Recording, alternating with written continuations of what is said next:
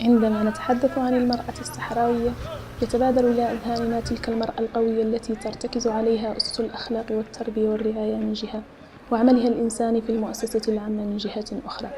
ولعل هذا ما يظهر جليا في القطاع الصحي، حيث يمثل العنصر النسوي أكثر من نصف طاقم المنظومة، أي ما لا يقل عن 70%، إلا أن تواجد المرأة في مواقع صنع القرار على المستوى الوطني لا يتعدى 9.8%، وهذا ما يعكس تأثر المرأة بصراع الأدوار الذي تعايشه.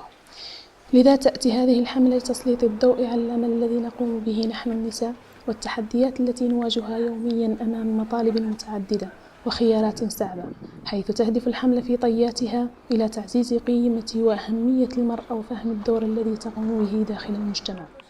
كما نسعى من خلال سرد قصصنا إلى زيادة الوعي عند الشابات وتحفيزهن أثناء رحلتهن في بناء مستقبلهن على الاقتداء بنساء كافحن من أجل نيل حقوقهن، حتى صار إلزاما على أن تشهد جميع حقب التاريخ بوجود بطلات كنا ولا زلنا الدرع الحامي للمجتمع، أو بمعناها المطلق هن ركيزة الحياة. النساء الصحة الأولى عندهم الخبرة اللي يمتازوا بها، وعندهم شي عدلوه نحن ما عدلناه، اشتغلوا ما يعرفوش، انفرضت عليهم في ظروف عنهم يشتغلوا ما يعرفوش، واشتغلوا فعلا هم اللي نهضوا بالشعب السابق. نحن خارجة ناس يجبرناها قدامنا جزاها الله خيرا عنهم، واللي علمتنا مثلا عنها نعودوا ندقوا، علمتنا نعرفوا مثلا نعدلوا نديروا سويرو، علمتنا براكتيكا وفي نفس الوقت القرايه وفي نفس الوقت نقبضوا التكوين، ومالي من ذاك نجبروا دراسات عن الجانب اللي هو ندرسوا ثقافنا روسنا، هذا شخصيا ثقافه راسنا. أجيب هذا التخصص زين عندي بديك الساعة بزت صغيرة نمشي مع أختي شورى المستوصف ونشوفها كيفاش تشتغل، وزين عندي الطريقة اللي تشتغل بيها وتغربها مع المرضى. بيني وبين مولانا عند الشعب اللي مشيت قريت في ظله وفي معاناته وفي مساعداته، اللي كنت معه كان ما هو أنا ما قراني أبويا ولا قراتني أمي، عات عندي دي الشهادة في ظل ذاك، وهذا بقى عات مسؤولية على عاتقي أنا عن يوم ما تنقو خاصتي نخلص لا شوي من ذا الجيل الجميل عدل لمجتمعي. نحن المشاكل كمارة والله لو أعرف لينا نحن تعليات وبعائلاتنا يسوى العزبة يسوى المتخيمة وعندك التركة وعندك كذا، فاهم؟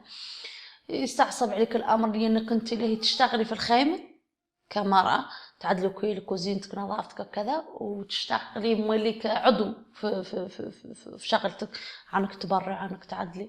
أنت راك تمي قاعدة أنت تقولي الصبح عندي ساقيمينت، الصبح عندك ساقيمينت، عندك تركة اللي تقريها، عندك كذا اللي تخلي الدار نظيفة، ولا خيمتك ولا كوزينتك ولا القلع على اللي تعدلهم كلها تمشي تشتغل. حتى ولو أنت اللي تلفن عليكم مرة تقول كان نحس باللي ولا نكب عليش ولا كذا، تشلي تعدلي نظافة بيتك ومكانك ولا تقيسي المرة، فرض على الثنتين يعودوا عندك.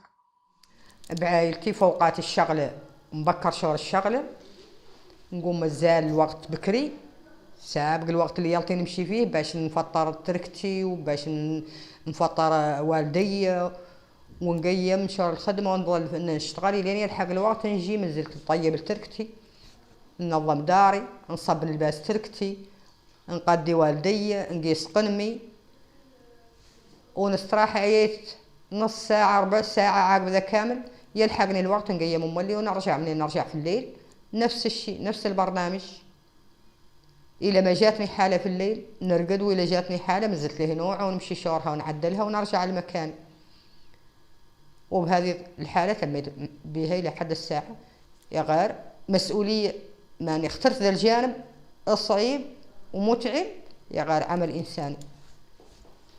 إذا كان هون خالق ضغط نفسي بالنسبة للمرأة الصحراوية، ونحن دائما نتكلم كلاجيا صحراوية، لأن المرأة الصحراوية ما هي كأي مرأة ثانية مستراحة من الجوانب كاملة. المرأة الصحراوية هي يعني الركيزة في الخيمة، عليها أمور الخيمة كاملة، يعني سياني البر وسياني الداخل. إذن هون إذا كانت الشغلة بالنسبة لها يعني مجهدة قبالة، والله ياسر عليها أكثر من اللي هو اللي يخلق خلل والله خلل توازني في حالتها النفسية، لأنها ما تقدر تتحمل ذا كامل من الضغوطات. يستراح فيهم لا وداله من وقت يجبره هو راسه، وهذه معظم أوقات المرأة ما تجبروا الا في الشغله راهي في الشغله، والله في الدار لا هي تبدا تشتغل مولي، معناها انها ما جبرت راحه. عند الشغله ذاك واجبها تأديه، وعند الدار واجبها العائلي فرض على انها مولي تأديه، ما تقد تهملوا. لعات الفرصة خالقة أنا بنظري عنهم قدوا يوصلوا لها قرار، لعنها دائما تنجبر صعوبة عند النساء، بما أنها النساء عندهم العامل العائلة، ما هم كي الرجال قدوا يمشوا قدوا يمسوا يمشوا برا يفوتوا سنوات يشتغلوا، ما كيف الامرأة بها عائلة لابد أن تمسك بالعائلة لين كانها ليش خالق اللي بالنسبة للفئة الشابة ممكن عنها تمشي وتقرأ وتطور راسها وتشتغل. بالنسبة للمرأة عندها عائلة دائما لا تجبر صعوبة في هذا الموضوع، خاصة به الإخلاص قليل والله ياسر. ولا الناس كانت تشتغل قاع بلا إخلاص ولا قاديلها ومودية حقها لبينها مع مولان. ودريكات الناس عتمنين تجي للطب قاع ما تجبر شيء، ما تجبر الطبيب، ما تجبر الممرض، ما تجبر حد، وم اللي طبعيت ما تجبروا قليل ينجبر أكثريت. ولا في هذه تشريع الفارماسيات هاي الشخصية عات حالة كبيرة، والدكاترة اللي الدكاترة اللي معدلين فارماسيات ومعدلين طب خاص ما هي صالحة. ياسر الناس ما عنده باش يشري الدولة، عنده باش يكري باش يعدل تحاليل، وهذا يعودوا موافقين ومساعدين في الفكرة نتاع شغلة النساء هذه هي انطلاقا من ذا، ويعاونوها في هذه المسائل باتجاه أنه يعاونوها يحمجوها ويعاونوها نفسانيا في الفكرة.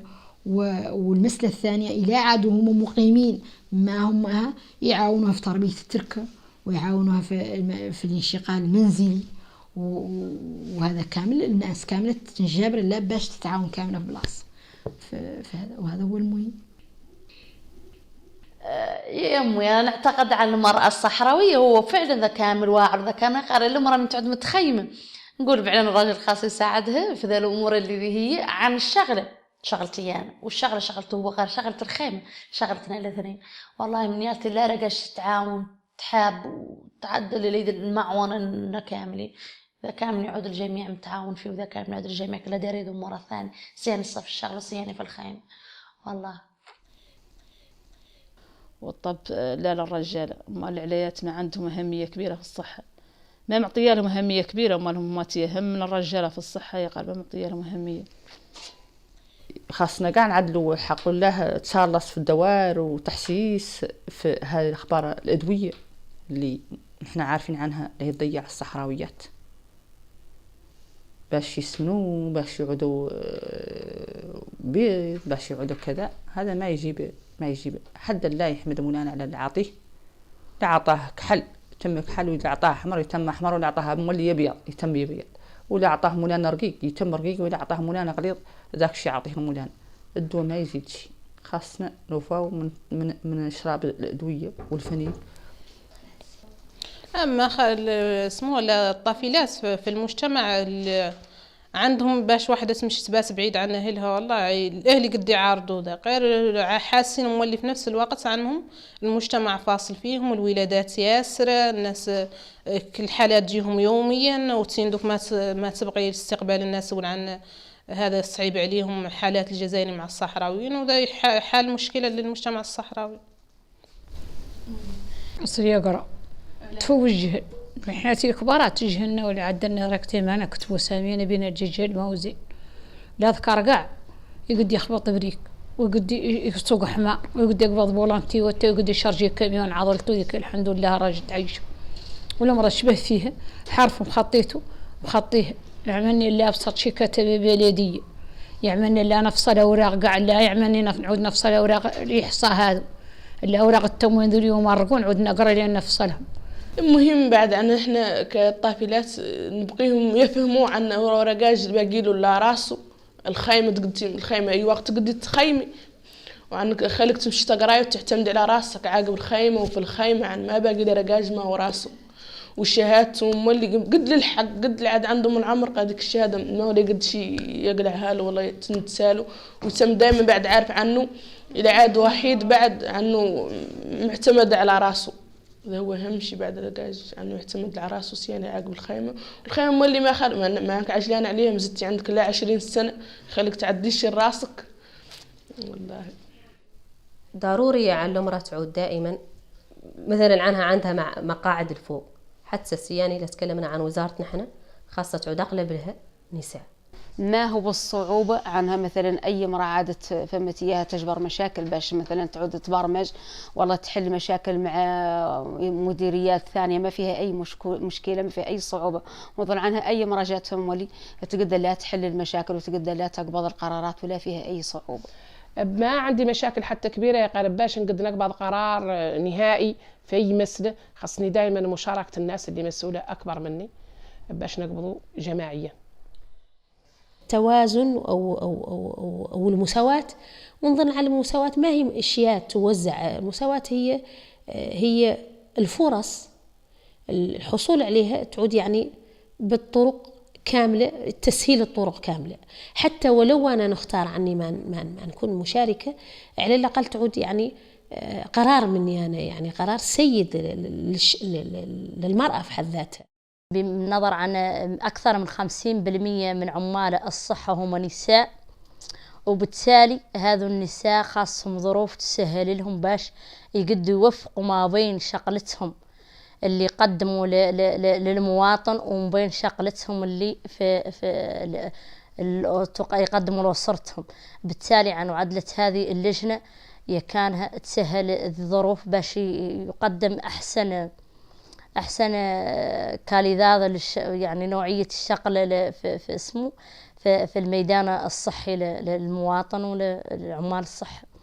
شغلة هذه اللجنة هي مع محاولة استطلاع على مشاكل العاملات في مجال الصحة ونجيبوها المقر من قدو احنا نغيروا السياسة حول هذه المعاناة ولا نقدو نحسنوا من ظروف العمل لهذا النساء. نحن مولي قبضنا عدنا شغلة سياسة توافق في وزارة الصحة، وتقريبا ذلك هذه اللجنة عاملة في وزارة الصحة من حيث يشاورونا في صناعة القرار، ونحن نعطوا رأينا مولي في القرارات اللي تصنع على مستوى الصحي. طبعا عن ما خالق حد ما عنده طموح، وهذا احنا دائما نحياه ونجده كل نهار، والطموح الأكبر والله باطن الأمل الأكبر اللي نعيش عليه هو الاستقلال، على نرجع لوطننا وأرضنا، غير الحلم الكبير اللي عندنا عن نعودوا في وطننا حر مستقل، السوء اللي فيه مخبارنا، ننتجوا أدويتنا لروسنا، نعالجوا شعبنا ومجتمعنا الفاصل فيه. شعوري زين عن نفسي حامدة مولانا، شعور زين وتوف عني قابضة ذي المسؤولية ومؤديتها. بالنسبة لي أنا عني مؤديتها بوجه زين، مفتخرة بشغلتي وراضية بيها، فخر مفتخرة قبالة أكثر عن نحس عن الناس تجبر مساعدة معي. أنا جد سعيدة ما هو كون أني وزيرة، إنما لما عدت المخيمات كنت طموحي عني دائما أي شيء تعلمناه نقدر نفيدوا به. شعوري أنا عن نفسي بالنسبة لي هو التوفيق اللي من عند الله.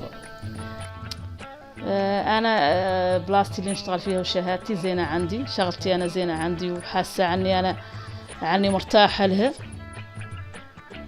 نشوف إنه زين عندي ومهم عندي، بما أنها مهنتي اللي اخترت نهاري الأول وشغلتي اختصاصي زين عندي، ولا مدة مرة مدة يزين عندي حتى، ونتمنى عني اللي كنت قريت والحال في الجامعة. زين عندي اختصاص الصحة. والله هلا حامدة مولانا شاكرته كطبيبة وباختصاصي مستوى هلا حامدة مولانا. راضية بعد حمد الله الحمد لله. ما راضي لله الحمد. يعني أنا هون كأي عاملة ثانية ما مفرسة علي شغلتي، يعني راضية عنها. أنا فخورة جدا جدا جدا وأفتخر فعلا إني قريت، اشتغلت، عاونت مواطني ونشتغل في أرضي.